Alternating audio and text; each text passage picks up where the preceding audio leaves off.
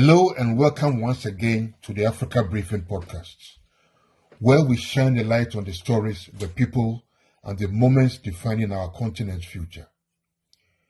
Today, we journey to the beating heart of the Sahel, to Burkina Faso, to meet a man who is not just making waves. He's igniting a storm of hope, defiance, and dreams. Captain Ibrahim Traoré.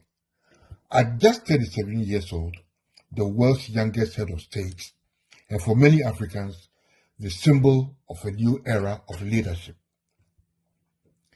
Let's dive into 5 truly remarkable facts about a man who could very well be Africa's next great game changer.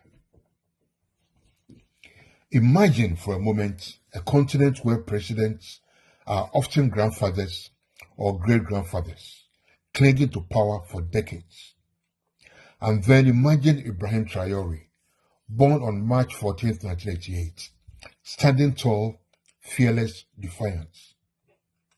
He is younger by 3.5 months than Ecuador's Daniel Dubois, and astonishingly, 55 years younger than Cameroon's Paul Biya, the oldest head of state alive today. But don't be fooled by his youth. In his voice, his bearing, and his vision, there's a wisdom far beyond his years. A burning clarity of what Africa must become: sovereign, proud, self-reliant. Traoré's leadership wasn't handed to him on a silver platter.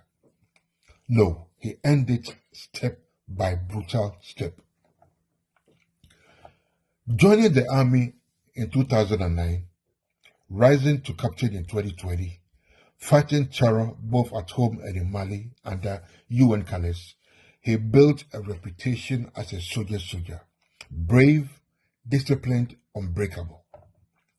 In September 2022, when Burkina Faso's hopes were fraying under insecurity and broken promises, it was Traoré who stepped forward, ousting Colonel Paul-Henri Damiba in a bold coup.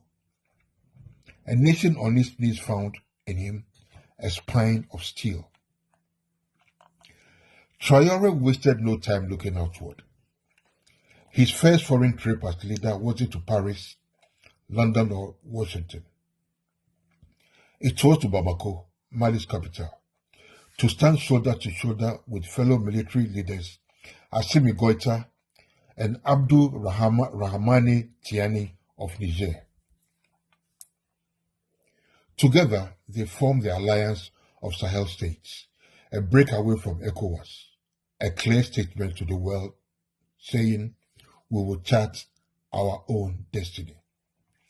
And what a powerful message that was, especially for Africa's youth, hungry for a leadership that doesn't bow, that doesn't apologize for wanting dignity. Now, many politicians talk about sacrifice, but Traoré lives it. He scrapped salary hikes for officials. He still draws the same modest pay as a military captain. No luxury cavalcades, no palace glaze. Just a simple fist bump that has become his trademark. No fancy handshakes here. And unlike others, his private life stays just that, private. No parading of wives or children for political mileage. The work is the message.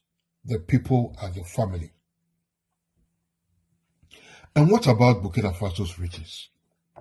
For decades, gold flowed out of the country while poverty stayed.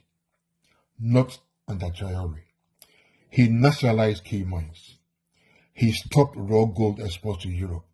He launched a refinery that processes 150 tons annually. Under his watch, wealth is no longer an export. It's a foundation for national revival.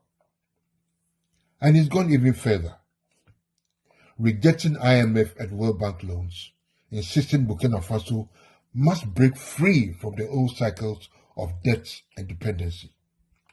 A risky move? Absolutely. But it's a risk born of self-belief, and that belief is contagious. Of course, it's not all roses. Burkina Faso still faces daunting challenges. Insurgencies rage, displacement runs high, and its human development ranking remains painfully low. But the seeds of transformation have been planted.